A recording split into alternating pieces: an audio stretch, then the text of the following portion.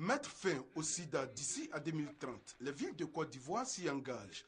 En présence du directeur exécutif de l'ONU-SIDA, ils ont matérialisé cette volonté par la signature de la déclaration de Paris qui les engage à renforcer leurs actions contre le sida.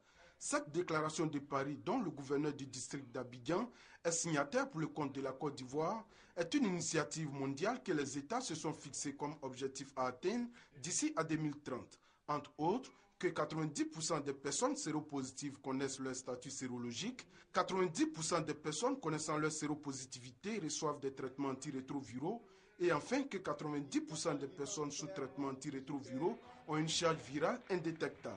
Après 35 ans de lutte contre le sida, on a 19 millions de personnes sur 35 millions qui ne connaissent pas leur statut sérologique. Vous n'allez jamais gagner contre une maladie infectieuse sans savoir votre statut.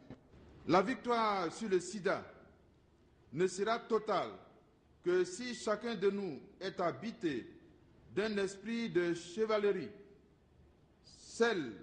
la chevalerie de l'esprit et la chevalerie de l'action orientée vers le bien-être des autres.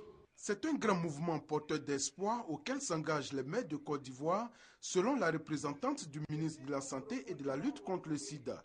Dr Joséphine Diabaté souligne que des actions doivent être encore menées, même si la prévalence au VIH-Sida a baissé en Côte d'Ivoire.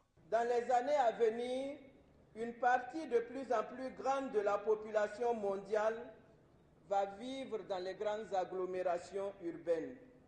Dans de telles conditions sociales, les maladies se propagent plus rapidement, en particulier les infections sexuellement transmises, le VIH et le sida.